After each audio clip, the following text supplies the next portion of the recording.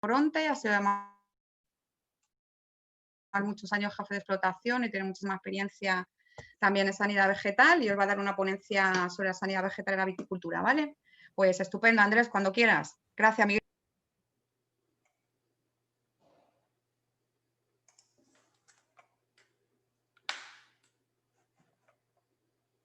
Uy, ¿qué ha pasado? Compartir.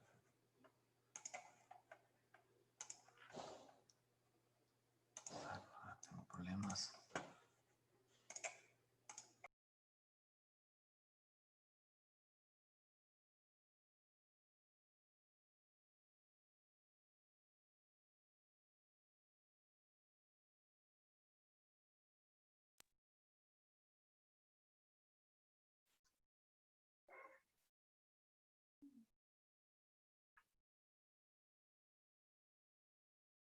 Ya está. Hola, buenas tardes. ¿Me oyen? Sí, Vale, disculpa, pero se ha Andrés. cortado. No, te oímos Bueno, como bien ha dicho perfectamente. Merche, me llamo Andrés Trujillo, Mendoza, soy profesor de fitopatología de la Escuela de Tacoronte.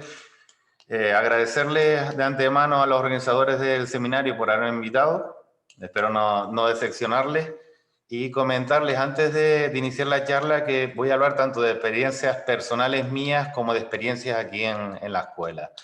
He intentado hacer una síntesis de lo más resumida posible y lo más sencilla para que podamos entendernos todos.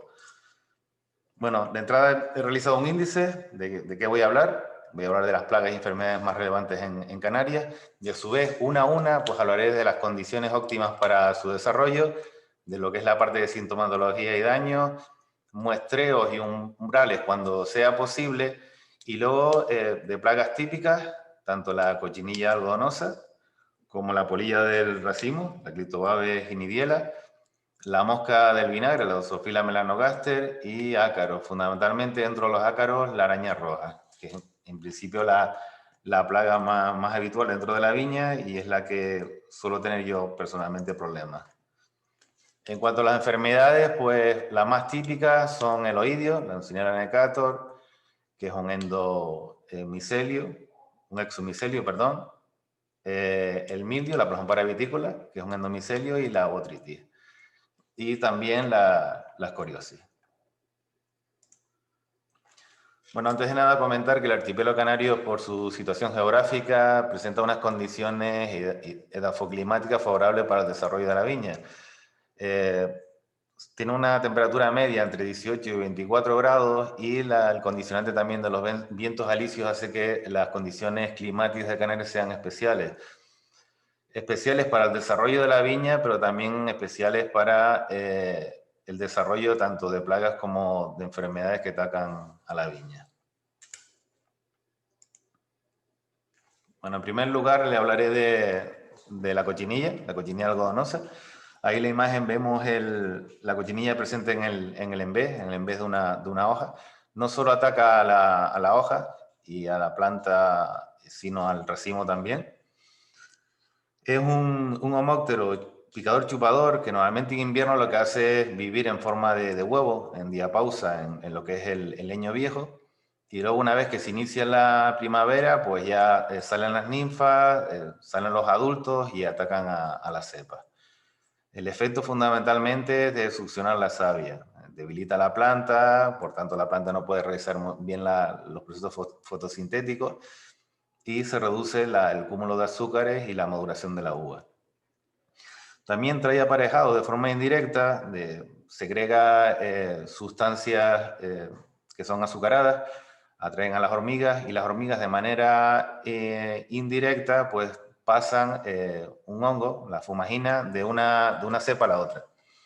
La fumagina es un hongo de color negro en forma de polvillo que normalmente no interactúa con la planta, pero sí reduce considerablemente la fotosíntesis de esta y por tanto evidentemente no acumula carbohidratos porque en la fotosíntesis no se puede hacer, no le llega la luz a la planta y no se realiza. Entonces, ¿solución para controlar la fumagina? Pues la solución es controlar la cochinilla. ¿Cuáles son las condiciones óptimas para su desarrollo? Lo he puesto ahí en la transparencia. Las condiciones óptimas para su desarrollo se dan a una temperatura entre 23 y 25 grados. y una humedad relativa en torno al 60%. En los meses de junio y julio podemos observar la cochinilla en distintos instar, tanto en la planta y especialmente en el racimo. En cuanto a los métodos de control, pues la cochinilla es un insecto que pasa el invierno, como dije, en la madera vieja y también en las raíces, en la parte superior de las raíces. Podemos aplicar un tratamiento con aceite de parafina al 65,4%. También otro tratamiento que se puede aplicar en primavera, tanto para fase de ninfa como fase de adulto, es un tratamiento con tierra de atomea. La tierra de atomea va a atravesar la piel, la cutícula, y va a matar el insecto. Recordarles una cosa, y al igual lo voy a repetir varias veces, y yo creo que es importante en la viña, que la aplicación de aceites y la aplicación de azufre tiene que transcurrir un periodo de 3 semanas entre uno y otro, porque se pueden producir efectos de fitotoxicidad en la planta y puede ser bastante dañino para el cultivo. En cuanto al control biológico, ahí tenemos la imagen, la foto número 6, que es un adulto de Cristolaemus. El Cristolaemus es un coccinélido, es un coleóptero, que se alimenta de la cochinilla. Es sumamente voraz, puede incluso en su ciclo llegar a comer hasta 250 cochinillas. ¿Qué ventaja tiene? Que controla tanto en su fase larval, a partir del instar, del estadio 2 de la fase ninfal de la cochinilla, y también controla en la fase adulta. ¿Qué inconveniente tiene? Que en cierto modo es un poquito delicado. ¿Por qué es delicado? Porque a temperaturas por debajo de 16 grados suele ser bastante sensible, suele parar de alimentarse y con temperaturas muy bajas puede llegar incluso a morir. ¿Qué doy a entender con esto? Que en cotas altas, de viñedos altos como yo, por ejemplo, que lo tengo a 1100 metros de altitud en el sur de Tenerife, el hacer sueltas con el Clostridium monstruoseri puede ser un poquito delicado. ¿Delicado por qué? Porque llega la noche, las temperaturas bajan considerablemente y el controlador biológico puede llegar a morir. En cuanto a las medidas culturales, claro, evidentemente todo el material que esté con problemas de cochinilla debe destruirse, en este caso quemarse. Como dije, des en cuenta que el insecto hace diapausa, es decir, hace la puesta, ese huevito se mantiene ahí durante el invierno y luego en primavera pues nos aparece. ¿Cómo reducimos la plaga? Pues eliminando todo este material y desechándolo.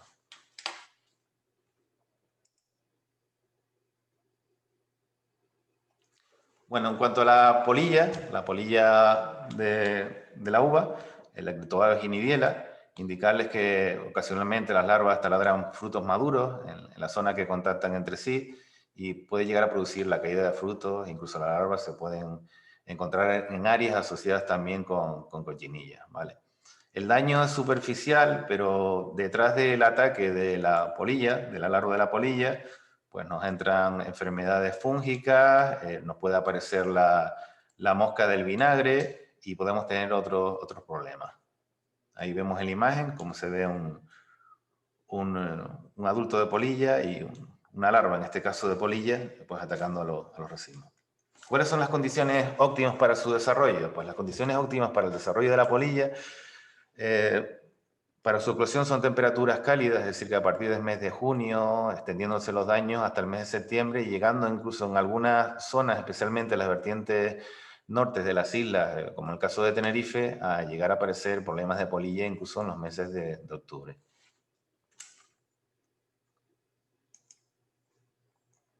Bueno, para el tema del muestreo, se suelen colocar trampas deltas, como ven en la imagen. Como su nombre indica, pues tienen una forma triangular, son adhesivas en su interior y lo que hacemos es le colocamos una feromona. La polilla se ve atraída por la feromona y termina cayendo en el adhesivo. Cada X tiempo lo abrimos y comprobamos el nivel de capturas que tenemos. ¿Cuál es el momento ideal para realizar? Pues sobre todo en el momento previo a la aparición de las primeras inflorescencias. Los tratamientos nuevamente son necesarios a partir de que tengamos un 5 o un 6% de los racimos dañados o afectados. En cuanto a los controles de la polilla, pues tenemos controles químicos con distintos principios activos, son los que tenemos ahí en pantalla. El metaciflutrin al 2,5%, cipermetrin al 10%, deltametrin al 2,5%, y los otros dos principios activos. Importante, pues comentar que siempre hay que cambiar la familia de los principios activos. ¿Por qué? Porque se crean resistencia con cierta facilidad. Y en cuanto a la cipermetrina y tetrametrina, indicar que son piretroides, que son bastante buenos, pero que crean resistencia con mucha facilidad. Entonces yo personalmente daría un único tratamiento con estos dos productos, con cipermetrin y tetrametrin, y luego cambiaría con otro producto químico distinto. En cuanto al control biológico, pues podemos utilizar el espinosar, el Spintor, la bacteria, al 48%, es una bacteria de amplio espectro que funciona bastante bien, así como distintos tipos de bacterias de Bacillus thuringiensis. Aquí en la escuela estamos utilizando la Isagua y la Kustaki. Lo que hacemos es vamos combinando, vamos dando primero un tratamiento con Isagua y luego posteriormente otro de Kustaki y así sucesivamente. Hemos comprobado que aplicando cepas de Bacillus thuringiensis a concentraciones del 9% o de tantos por ciento relativamente bajos no funciona tan bien como concentraciones elevadas, incluso del 50%. Entonces, Bacillus thuringiensis, aplicarlo a concentraciones del 50% si es posible. Funciona muchísimo mejor. En cuanto a las medidas culturales, pues eliminación de todo el material vegetal afectado por la polilla, ¿vale? Y evidentemente la colocación de trampas, que va a ser lo que nos va a indicar cuál es el momento preciso para hacer los tratamientos. Una cosa importante también, cuando vayamos a preparar controladores biológicos, en este caso son biorracionales, hay que regular el pH a 7, ¿vale? Tanto el espinosat como el Bacillus thuringiensis es importante a la hora de preparar el caldo regular el pH a 7. Y también nosotros tenemos experiencia aquí en la escuela en el sentido de que incorporamos también 5 gramos por litro de caldo de azúcar. El azúcar lo utilizamos como conservante y hemos visto que los resultados han mejorado sustancialmente incorporándole el azúcar como conservante. Bueno, otro de los problemas también que tenemos es la mosca del vinagre, la Drosophila melanogaster. Pues el principal daño que causa la mosca del vinagre es su capacidad de transmitir determinadas enfermedades, como puede ser la bacteria Cloaquera apiculata, es una bacteria que produce en los vinos un olor a asno, un olor como a estiércol, ¿vale? Y luego la acetobacter, distintos tipos de acetobacter, lo que producen es el avenigramiento del vino. ¿Cómo actúa la mosca? La mosca nuevamente debe tener primero un organismo, un ente que le abra la puerta. Que le abra la puerta, pues que le abra a través de grietas o a través de alguna abertura, que salga el jugo de el zumo de la uva y se sientan atraídas y lleguen y se encuentren en el racimo una vez que ha intervenido anteriormente o bien una avispa o bien un hongo o tenga otro tipo de problemas como un exceso de agua que origine una turgencia excesiva en el grano y una rotura de este. Entonces es cuando aparece la drosofila. En el caso de la imagen vemos distintos adultos sobre unos granos de un racimo de la variedad de listán negro. Hay clones de listán negro, como puede ser el que estamos viendo en la imagen, que son sumamente apretados, ¿vale? Esto va a generar problemas de rotura y va a generar problemas de hongo. Los hongos viven con mayor facilidad en estos racimos que son más apretados que no racimos que son bastante más aireados. Bueno, ¿cuáles son las condiciones óptimas para el desarrollo de la mosca del vinagre? Pues por un lado tenemos que la temperatura óptima de desarrollo es a partir de 24 grados y la exposición a temperaturas superiores a 30 grados e inferiores a 10 grados puede provocar la esterilización o la muerte de la mosca, ¿vale? Aparecen en la uva madura y con rotura del grano, como he indicado, y se ven atraídas por el azúcar. ¿Cómo podemos controlar la mosca del vinagre? Bueno, pues el control químico son utilización de materias con principios activos como el tametrin, landaciatrolin, piretrina y insecticidas biorracionales como el espinosat. En cuanto al control natural, entendamos control natural como insecto, fauna auxiliar que se encuentra en el medio natural y que nos combate a la mosca del vinagre, se encuentra el díptero coenesia. La coenesia es la mosca tigre que actúa como si fuera un halcón, que se posa en la hoja de la viña, espera que la mosca del vinagre pues pase y la captura. Y en cuanto a las medidas culturales, pues nosotros aquí en la escuela estamos aplicando tratamientos con bentonita para el sellado de la apertura de los granos y evidentemente controlar la aparición de enfermedades e insectos que puedan originar heridas en esos granos y que favorezcan la aparición de la mosca del vinagre. Otros mecanismos de control también puede ser la utilización, que yo personalmente lo hago, con trampas de fosfato diamónico a razón de 40 gramos por litro. Yo utilizo botellas de 1,5 litros, las perforo con un clavo ardiente, no excesivamente grande, porque el fosfato diamónico, el problema que tiene es que no es selectivo, entonces llegan todo tipo de dípteros y puede entrar incluso la crisopa. La crisopa es un encontrador biológico, fauna auxiliar, y no, que evidentemente no podemos permitir que un bichito bueno, como digo yo, nos pueda entrar una trampa de fosfato diamónico. Las trampas hay que revisarlas cada X tiempo, si estamos en primavera-verano con mayor frecuencia, una vez por semana, y al igual si estamos en invierno, pues no con tanta regularidad.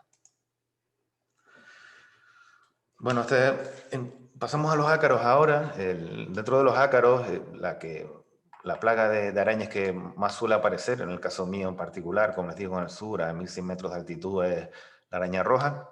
En el caso de la foto 9, como vemos en la imagen, es una imagen de una viña aquí en el sur de Tenerife, cuyos pámpanos están dañados por la araña roja. ¿Cuáles son los síntomas de la araña roja? Pues los síntomas son la falta de brotación de las yemas, las que llegan a brotar lo hacen con retraso y con deformaciones, viéndose la planta debilitada. Ataques en verano producen decoraciones en las hojas, incluso la caída de estas. La araña lo que hace es que pica, es un insecto picador, chupador, y crea distintas distintas marcas en la hoja, le succiona la savia a la planta, y la savia, en respuesta ante ataques severos del ácaro, lo que hace es se libera de hojas. Entonces, una defoliación prematura da origen a que no se realice una buena fotosíntesis y, por tanto, no se acumulen los carbohidratos en el leño, que posteriormente tendrían que pasar a los racimos para tener una maduración adecuada. ¿Cuáles son las condiciones óptimas de desarrollo de la araña roja? Pues las condiciones óptimas para su desarrollo se da una temperatura en torno a 30, 32 grados, y la humedad relativa, mientras más baja, mejor. Normalmente a partir de 30 al 40% para abajo, la aparición es explosiva, es muy abundante de araña roja. A temperaturas inferiores a 12 grados, lo que hace es diapausa, hace como la cochinilla, hace como un oso que hiberna en una cueva. Pues la araña roja hace lo mismo, realiza su puesta y la puesta se mantiene latente hasta que lleguen unas condiciones óptimas de temperatura, y es cuando ya aparece. Normalmente suelen aparecer desde principios de primavera hasta otoño. Bueno, tratamientos químicos que podemos hacer para controlar la araña roja. Normalmente se puede controlar bien con tratamientos iniciales con azufre mojable y posteriormente con azufre en polvo, ambos al 80%.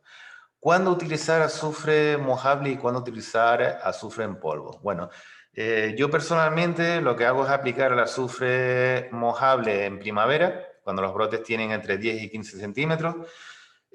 ¿Por qué razón? Porque las temperaturas no son excesivamente elevadas, normalmente las temperaturas suelen estar entre 15 y 23 grados, y tiene un punto de sublimación inferior el azufre mojable que el azufre en polvo.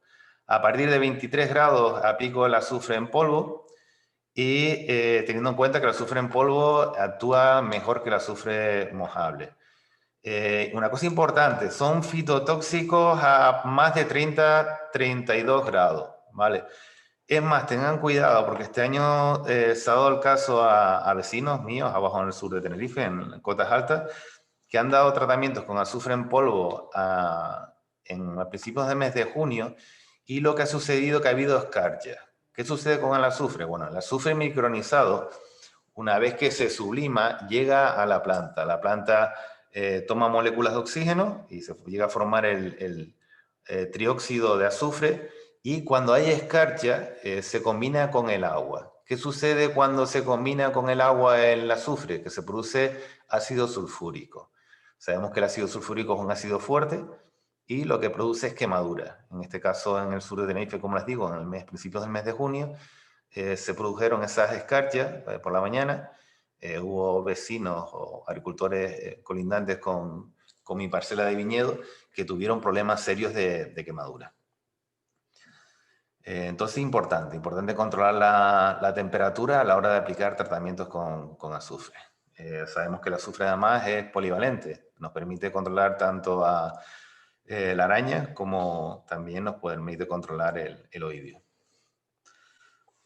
Otro tratamiento que también podemos utilizar es la abamectina al 1,8%, funciona bastante bien, es muy buena acaricida. Y luego aceites como el aceite de naranja. Comentarles que el aceite de naranja está permitido por el CRAE, está certificado para, en este caso, viticultura ecológica, y además se utiliza como fungicida, lo podemos aplicar también para controlar el oidio. El aceite de parafina se puede utilizar a distintas concentraciones. En cuanto a la aplicación de tierras de diatomea, también en primavera podemos aplicar las tierras de diatomea. Las tierras de diatomea son arcillas que tienen algas y que actúan directamente sobre la piel del ácaro, pues produciéndole la muerte. Actúa directamente sobre la quitina del insecto. En cuanto al control biológico, tenemos dos controladores biológicos. Vamos a decir que las arañas perjudiciales, las arañas malas, son arañas de movimientos relativamente lentos, y tenemos al Phytocelus persimilis y el Amblycellus californicus, que son arañas bastante más rápidas. Por un lado tenemos el Phytocelus persimilis, que es bastante más voraz que el Amblycellus californicus, pero tiene un inconveniente, que es bastante mimoso. Con temperaturas por debajo de 15 grados y por temperaturas por encima de 30, suele tener problemas que deja de comer, pierde apetito y en casos de temperaturas extremas puede llegar a morir también. Por tanto, tiene una utilización limitada en viñedos de zonas medias o zonas de cotas bastante altas. Luego el Amblycellus californicus es bastante rústico, es un controlador de la araña, ambos son depredadores y es bastante rústico. No es tan voraz como el Phytocelus persimilis, pero sí te permite trabajar a esas temperaturas por debajo de 15 grados y sin problema llegar a temperaturas de 35 o 38 grados, y él sigue trabajando, sigue devorando la presa, en este caso sigue devorando a los ácaros. Bueno, aquí vemos en la foto 10 un adulto de Amblycellus californicus devorando una araña roja. Lo que tiene es una sustancia en su saliva que paraliza a la araña y le succiona toda la hemolinfa, como si fuera un vampiro, vamos, le succiona la sangre, entre comillas, del insecto y termina matándolo. Es importante la eliminación de material vegetal de poda, dado que también es un insecto que hace diapausa, se debe de sacar todo este material fuera y no incorporarlo al terreno. Evidentemente, el tema de aplicar azufre hay que tener cuidado, porque los controladores biológicos también son ácaros y por tanto acabamos con los controladores biológicos. Entonces lo que no podemos hacer es soltar los controladores biológicos y posteriormente dar un tratamiento con azufre. Eso es incompatible y no se podría hacer. ¿Qué podríamos utilizar? Pues otros productos que sean compatibles con los controladores biológicos. En cuanto al control con extractos vegetales, pues yo personalmente utilizo uno, ¿vale? Podemos hacer dos, podemos hacer dos preparados con extractos vegetales, que lo que se hacen maceraciones. En el caso de la hiedra, podemos hacer maceraciones con unos 100 gramos de hiedra fresca por cada litro de agua, y también el tanaceto vulgare. Bueno, yo personalmente utilizo la flor del tanaceto, utilizo 7 gramos por litro.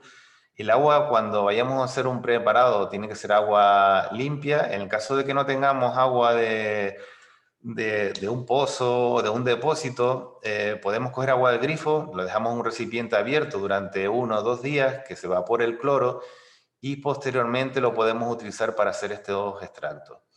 Una vez que se hagan, pues se filtran y se pueden aplicar. Tanto uno como otro se aplican al 20%. Importante saber que del Tanacetum vulgare, el principio activo que vamos a sacar es piretrina.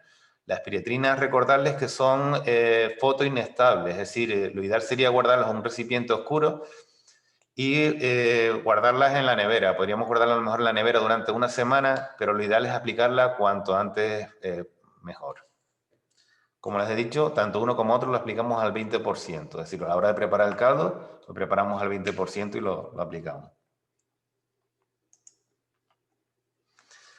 Bueno, y ahora pasamos a las enfermedades, ¿vale? Dentro de las enfermedades más relevantes presentes en el cultivo de la vid en Canarias podemos citar varias.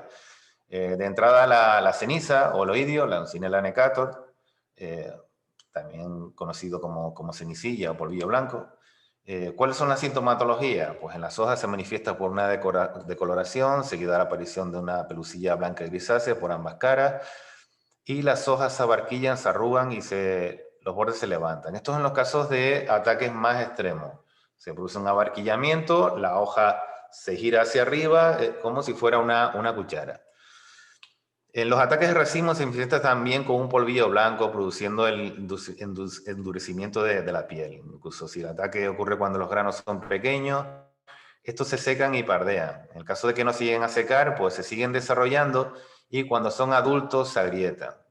Luego esta grieta permite la entrada de otros hongos, como puede ser la botritis, o la aparición de algunas plagas, como es la Drosophila melanogaster, la mosca del vinagre.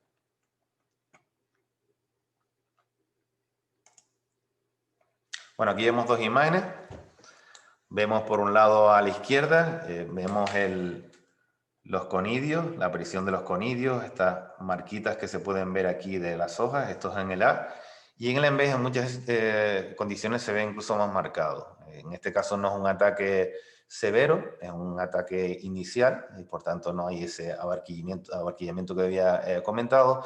Y en la foto de la derecha, la foto número 12, sí que se ven daños importantes de un ataque de ceniza en el racimo. Incluso estamos viendo las grietas que posteriormente darán paso a la aparición posiblemente de algún otro tipo de hongo.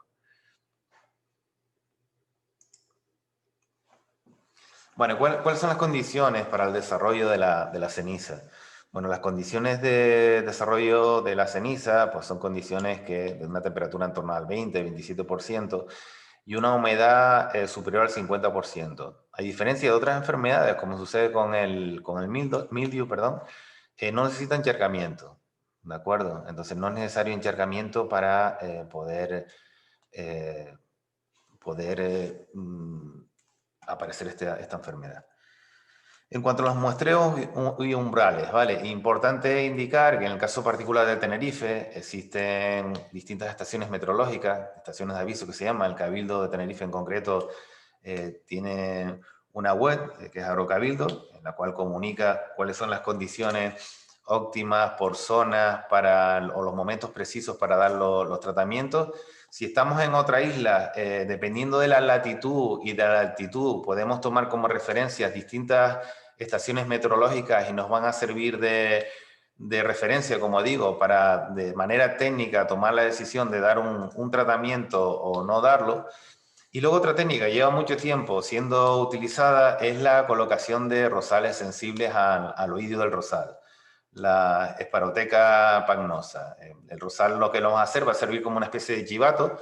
En cuanto aparezca la ceniza en el rosal, nos va a decir, bueno, Andrés, es el momento idóneo ahora, por las condiciones ambientales para que se desarrolle la Oncinella necator, es decir, el oídio de la viña, y es el momento para dar tratamientos preventivos, incluso en algunos casos ya curativos, si nos está empezando a aparecer la enfermedad. En cuanto a los tratamientos, pues podemos utilizar azufre mojable en primavera y azufre en polvo posteriormente. Y además podemos aplicar aceite de naranja al 6%, azoxystrobin al 25%, azoxystrobin combinado con tebunazol, azoxystrobin también combinado con Folpet. Todos estos indicar que son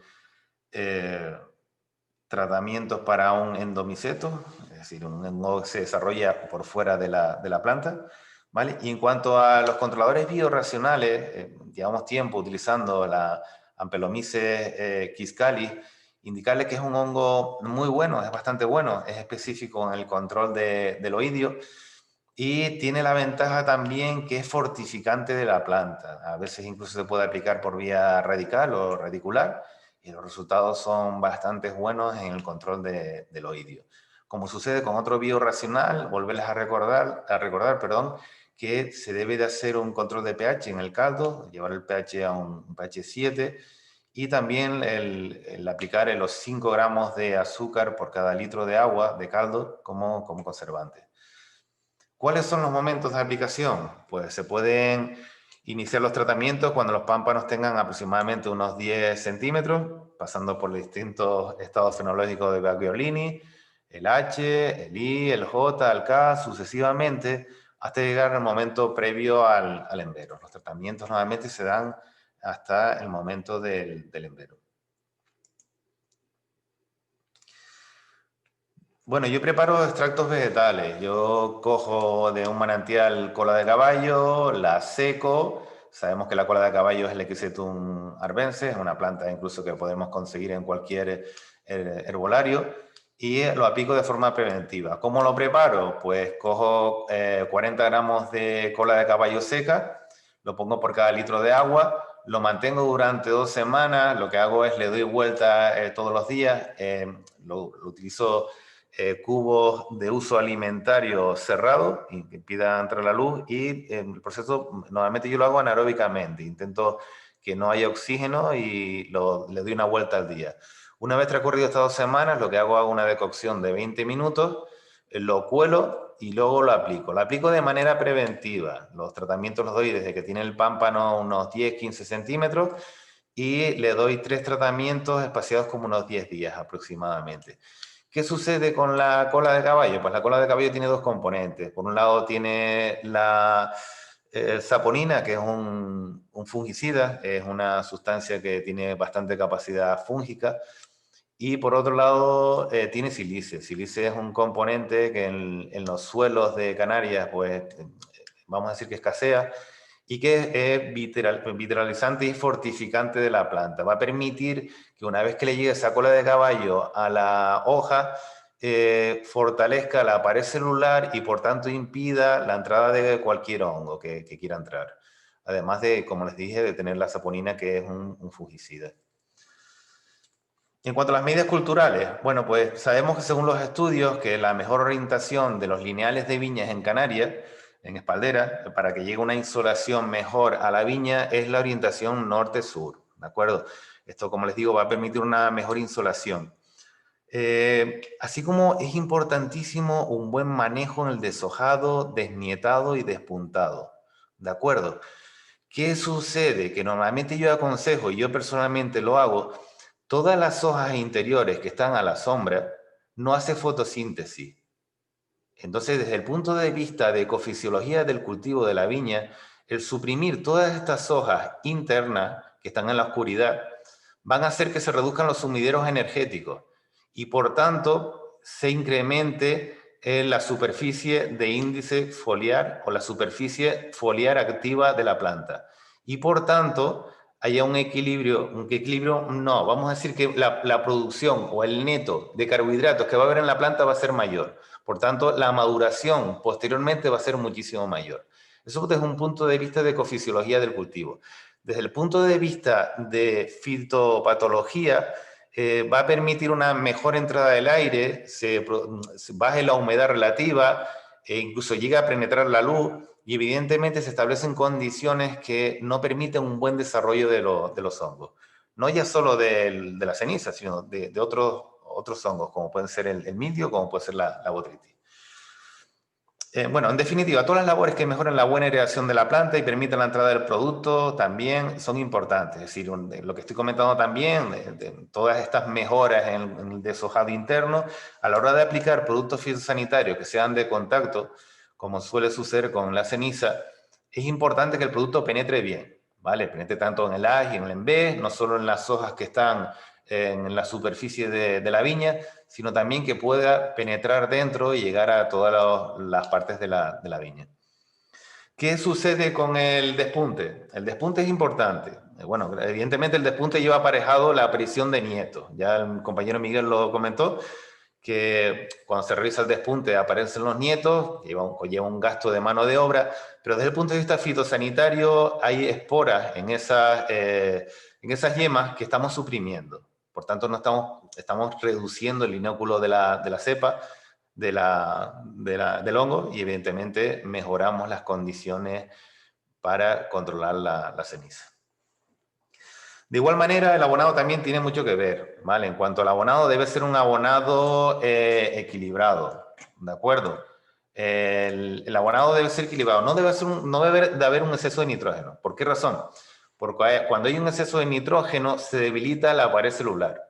Por tanto, la puerta de entrada de los hongos, y en este caso de la ceniza, se está facilitando. El hongo entra, en este caso, aunque es un endomiceto y se desarrolla fuera de la hoja, él mete su boca y extrae los nutrientes de la planta, y en el caso de tener un abono nitrogenado excesivo, le va a facilitar esa penetración de la ceniza a través de la pared celular de la hoja. Por tanto, abonos excesivamente nitrogenados son perjudiciales para la planta y son beneficiosos para el desarrollo de hongos patógenos, como puede ser la ceniza.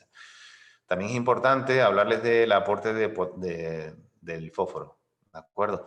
El fósforo es un elemento importante, no solo a la hora del estrés hídrico, del estrés de frío y de calor, sino también de resistencia de la cubierta de la viña a la aparición de plagas y de enfermedades.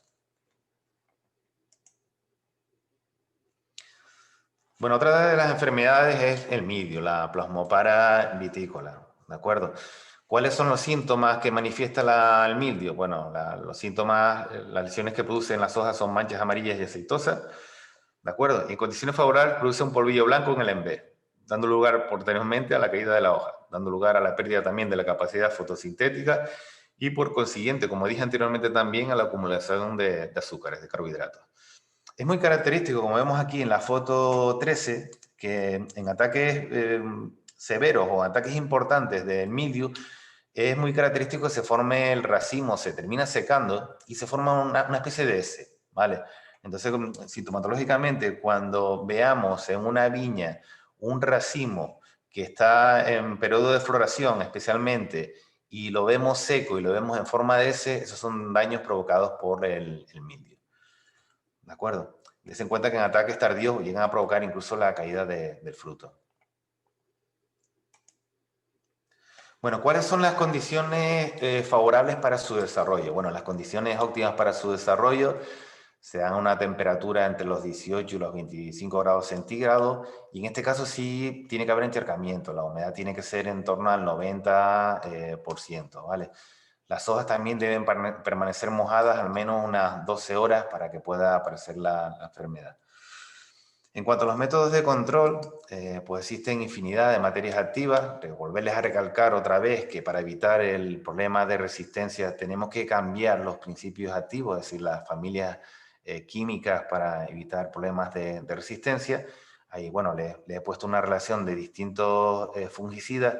Y sí comentarle que como es un endomiceto, es decir, él normalmente vive y se desarrolla, penetra en la hoja y vive dentro de la hoja, los tratamientos de contacto, como puede ser el del oxicloruro de cobre, al 70% que estoy indicando ahí, se suelen dar en el momento de la esporulación, es decir, en el momento en que el hongo sale fuera a liberar sus esporas. Ese es el momento preciso en el que los tratamientos con oxicloruro de cobre nos dan mejores resultados y funcionan, ¿vale? ¿En qué periodo se dan los tratamientos químicos? Bueno, pues se aplican desde el tamaño de grano, tamaño guisante, hasta el momento del inicio del embero. En cuanto a los extractos vegetales, también le he puesto ahí extractos preventivos a base de cola de caballo y también decocciones de cebolla. Yo aplico un tratamiento combinado de cola de caballo con decocciones de cebolla. ¿Cómo se hacen las decocciones de cebolla? Las decocciones, pues se coge la cebolla, se parte, se pone al fuego lento durante 20 minutos, se cuela y se aplica conjuntamente con la cola de caballo. También podemos hacer uso de própolis como antimildio. Mínimo de 3 tratamientos preventivos, ¿vale? ¿Qué cantidad de própolis aplico? Bueno, yo soy apicultor, yo produzco própolis concentrado. Nuevamente lo que hago es una proporción de própolis puro y 1/3 de própolis y 2/3 de alcohol. lo preparo en solución alcohólica y lo que aplico por cada litro de agua de caldo, a la hora de controlar el mildio, 3 gotas del própolis. Es la concentración que utilizo yo con própolis puro, no tinción, sino própolis puro. Y sinceramente los resultados son muy buenos. La verdad que puedes controlar el mildio, puedes reducir bastante el inóculo del mildio aplicando estos tratamientos que son ecológicos de extractos vegetales con cola de caballo, con própolis y con cebolla. Bueno, en cuanto a las medidas culturales, una cosa importantísima, comentaron, el compañero Miguel le hicieron una pregunta. A ver, yo no soy partidario de hacer la poda e incorporar los sarmientos al suelo. Yo les digo cómo lo hago yo. Yo en primer lugar tengo una persona que me realiza la prepoda, corta los sarmientos y yo lo que hago es los acumulo aparte, ¿de acuerdo? Luego realizo yo la poda, normalmente lo que hago es una poda mixta a pulgar y vara, y saco todo ese material y lo composto.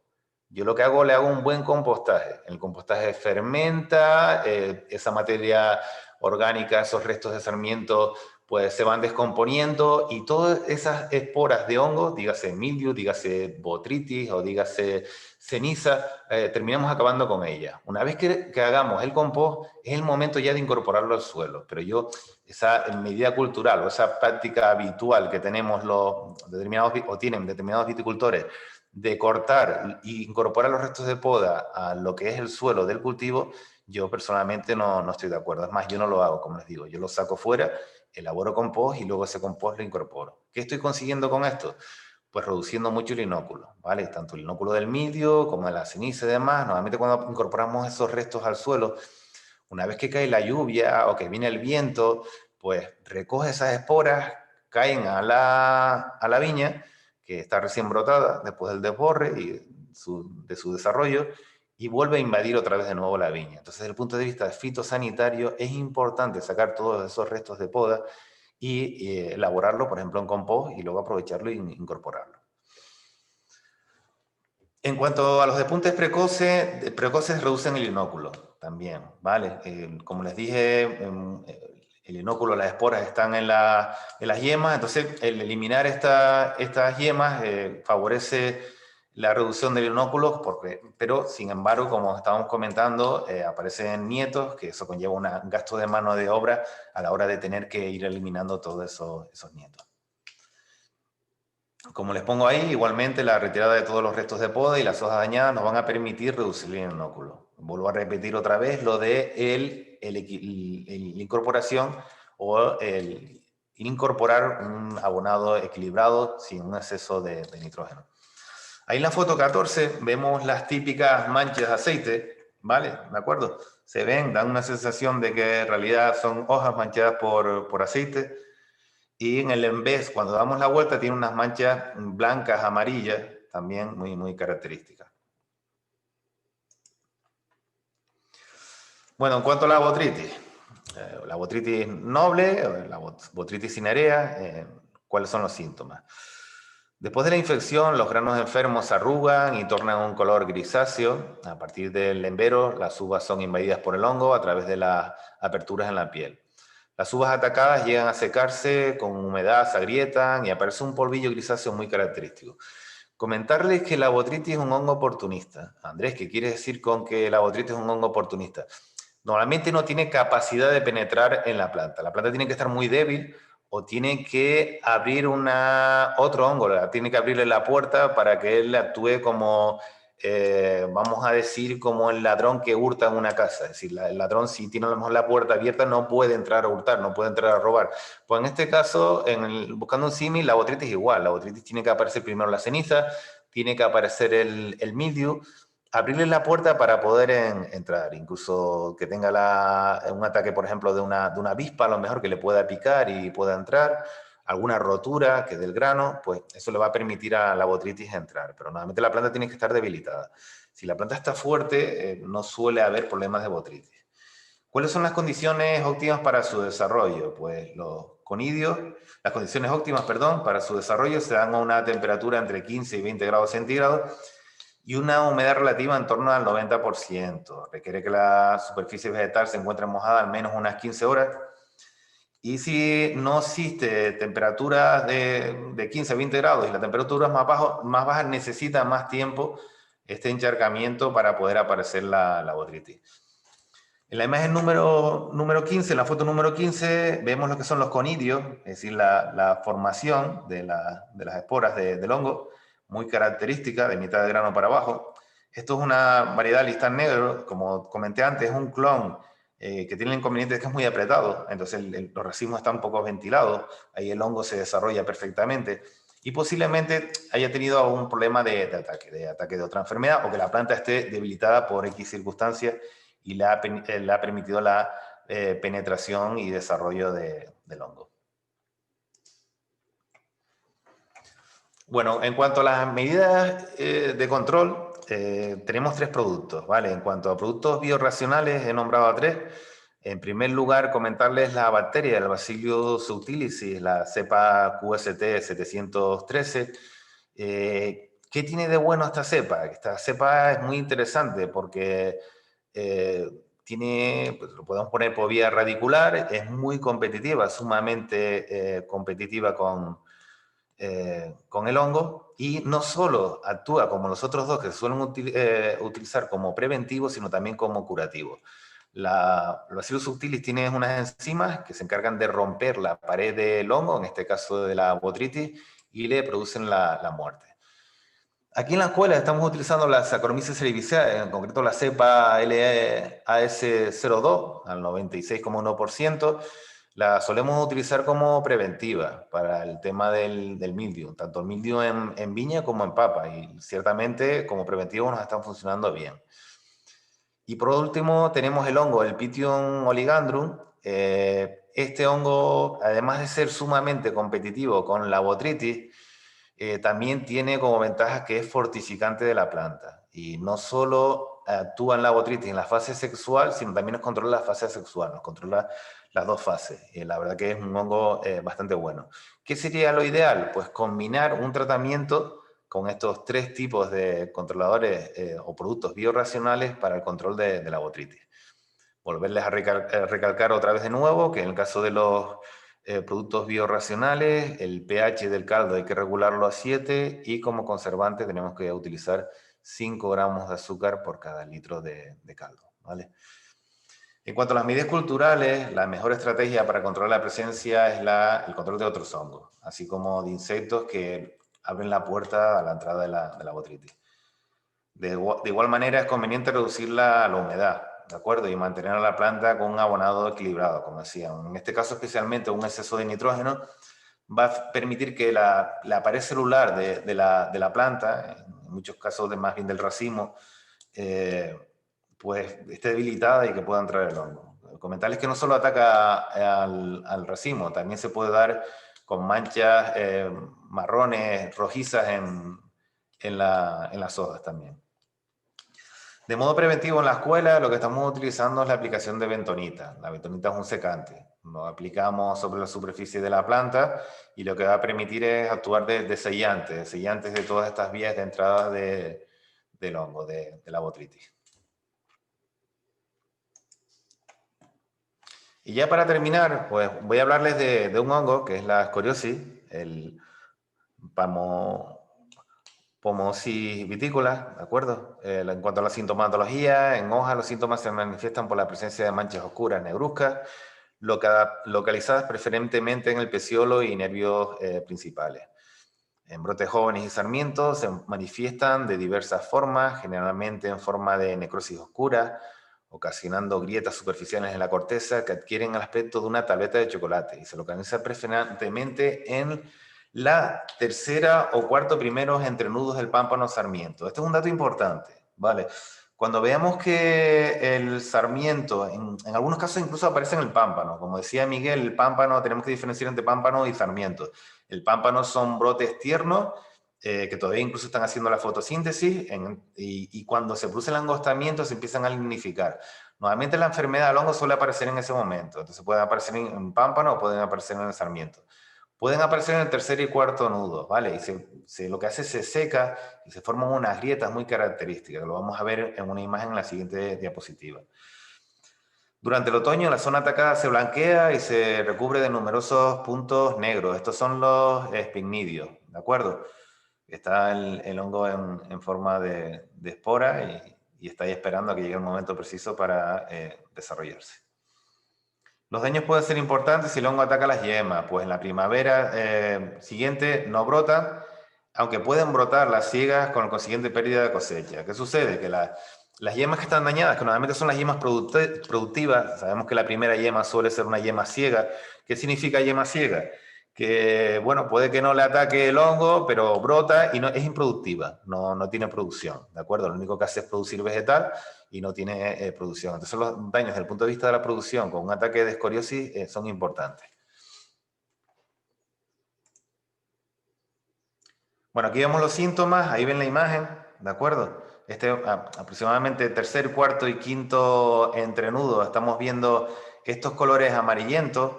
Vemos incluso también que el entrenudo se acorta un poquito y esto es muy característico, ¿de acuerdo? De la escoriosis es muy característico. Incluso algunas yemas no llegan a brotar, se quedan latentes o brotan muy poquito y ahí se quedan. Bueno, en cuanto a la sintomatología, asimismo, el estrangulamiento que se produce en la unión de los brotes con el pulgar los hace frágiles a la acción del viento y al paso de la maquinaria. En racimos, los síntomas se localizan en el pedúnculo y en el raquis y su manifestación es muy parecida a la descrita en las hojas también. Los daños en racimos suelen ser de importancia, pues ocasionan un mal cuajado e incluso su decaimiento.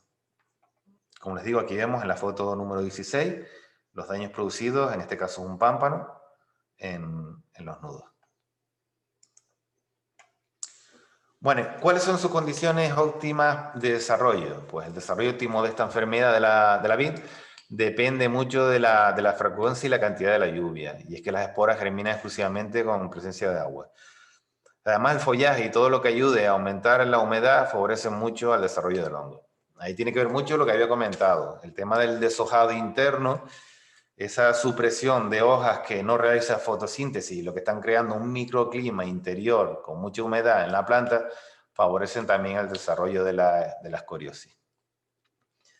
Bueno, en cuanto a muestreos y umbrales, pues se observará la parcela después de que se hayan caído las hojas y antes de podar, con el fin de constatar la presencia de síntomas de sarmiento.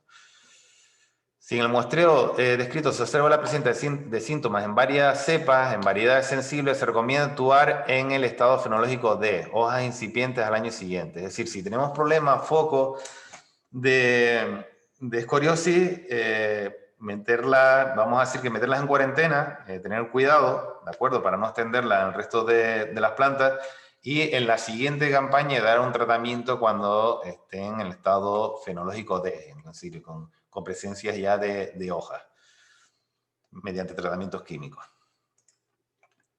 Vale, ¿cuáles son los tratamientos químicos? Pues ahí tenemos los tratamientos químicos más característicos, con los componentes que estamos viendo, tanto algunos productos sistémicos, penetrantes y tratamientos con oxicloruro de cobre al 35%, que normalmente se suelen dar al final, ya cuando las esporas hayan esporulado, hayan salido al exterior, es cuando damos este tratamiento de contacto con oxicloruro de cobre al 35%.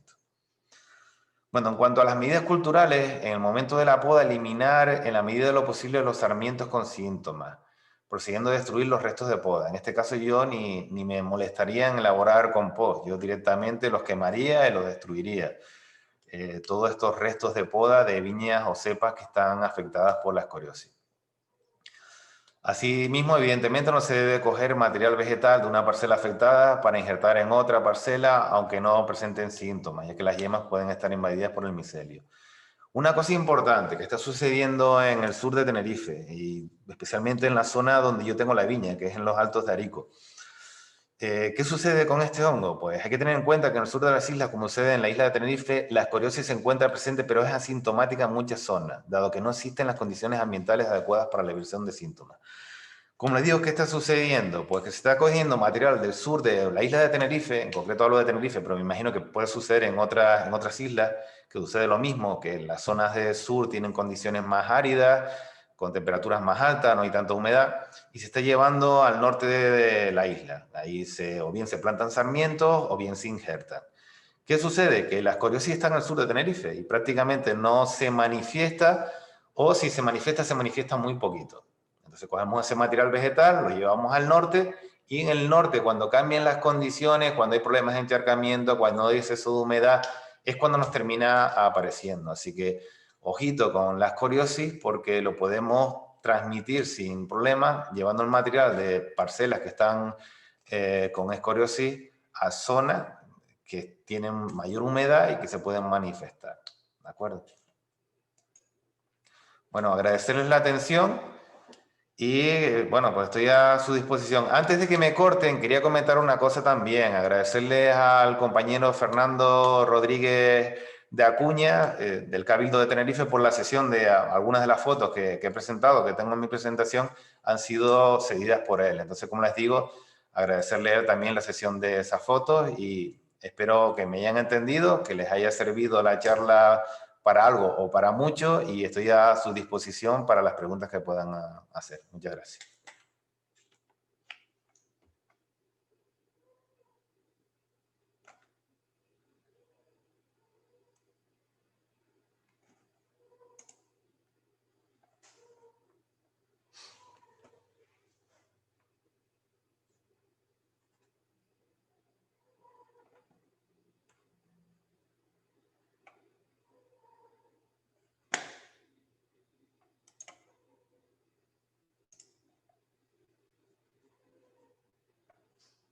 Perdón, que es que Delia me había silenciado y ahora ya puedo hablar. Pues muchísimas gracias, Andrés, por tu estupenda charla, fantástico. Gracias. Veo que has puesto moito obrigado y se nos ha olvidado saludar a todos los compañeros y compañeras que nos escuchan desde Madeira o Azores, que son socios también del proyecto. Eu Encantados de que estén falo conectados portugués y espero que también. hayan entendido. Eu falo portugués. Qué bueno. Bueno, y te voy a leer si quieres las preguntitas que te han hecho en el chat. La primera es que si crees que las trampas, en vez de capturar, pueden atraer a plagas de fincas cercanas. Trampas depende, puse varias trampas, ¿vale? En el caso de las trampas de Delta, probablemente no, porque son trampas selectivas, exclusivamente van a llegar las polillas del racimo. Y en el caso de las de fosfato diamónico, sí es cierto, no solo hacen capturas de la Drosophila melanogaster, sino hace capturas de Ceratitis capitata y otras moscas, pero en principio no va a atraer, no tiene un perímetro de acción un radio de acción tan amplio como para poder atraer a plagas de otras fincas descolindantes. Estupendo. Otra pregunta era, ¿qué podemos hacer con las plagas de hormigas? Bueno, la hormiga, yo que soy, vamos a decir que soy naturalista, soy ecologista, para la plaga de hormigas se pueden hacer extractos a base de lavanda y se pueden aplicar extractos a la base de lavanda, ¿vale? ¿Con qué cantidad? Pues si es en fresco, pues unos 100 gramos aproximadamente por litro, y si es en seco, unos 40 gramos. Se dejan macerando durante 2 semanas, se cuela y se aplica. Y en principio, para el tratamiento de hormigas funciona bastante bien los extractos a base de lavanda. Fantástico. La otra pregunta realmente se va a contestar con el seminario, porque te preguntan que si se puede detectar plagas con cámaras térmicas y drones, y es justo de lo que va este seminario, que vamos a hablar en los próximos días. Sí. O sea que no hace falta que respondas. Luego te preguntan otra, ¿recomiendas quitar las cortezas de los troncos? No, yo no lo hago. Personalmente no me gusta hacerlo y normalmente no lo hago, prefiero no hacerlo. Vale. Otra pregunta es si crees que la escoriosis puede ser por la mala poda. No, por la mala, no llego a entender la pregunta. Es que pone escoriosis, coma, y entre interrogatorio, riesgos de mala poda. Vale, yo te comento una cosa importantísima. Yo, en mi parcela, cuando me vienen a ayudar, las tijeras de poda son mías. ¿Qué sucede? Que las herramientas no se desinfectan. Entonces hay parcelas de viñedo que se realiza la poda, no son desinfectadas, tienen esporas de escoriosis y la podemos transmitir a otra parcela. Entonces en ese sentido sí, y es un dato importante que no comenté antes en la charla. El tema de la desinfección de las herramientas antes y después de realizar una labor como es la poda. No para la escoriosis, sino para otras enfermedades también. Perfecto. Y la última pregunta es ¿qué opinas de tratar algunas plagas con aceite de neem? Bueno, el aceite de neem sabemos que se ha descubierto que tiene principios activos que son potencialmente cancerígenos. Sí es verdad que del árbol del neem se extrae un principio activo que es la azadiractina, que ese sí es verdad que no tiene efectos cancerígenos y que funciona muchísimo mejor. Por tanto, evitar la aplicación del aceite de neem y utilizar la azadiractina, que es un principio activo del árbol del neem, pero que no tiene este inconveniente de ser cancerígeno y funciona muchísimo mejor. Para las plagas, la azadiractina es muchísimo mejor. Pues todo lo demás son felicitaciones, dando las gracias tanto a ti como a Miguel. Y bueno, desde aquí y comentaros que vamos a intentar ser puntuales, porque para todos es un gran esfuerzo, pues después de trabajar, que la mayoría hemos estado trabajando, o algunos estudiando, o las dos cosas, pues acabar a las 6 de la tarde, pero bueno, gracias a todos. Saben que mañana continuamos de nuevo a las 4 con la ponencia de viticultura, vamos, de elaboración de vinos y de los consejos sobre el riego, que digamos que todos, tanto este día como mañana, es un poco de introducción, ¿vale? Porque para que luego entiendan mejor todo lo que se va a hablar de las cámaras multiespectrales, de cómo usar los drones, de la biotecnología, o sea que fantástico. Muchísimas gracias a todos, Miguel, Andrés, y a todos los Gracias, que Merche. han asistido y nos vemos mañana, ¿de acuerdo? Saludos, chao. Chao. Venga.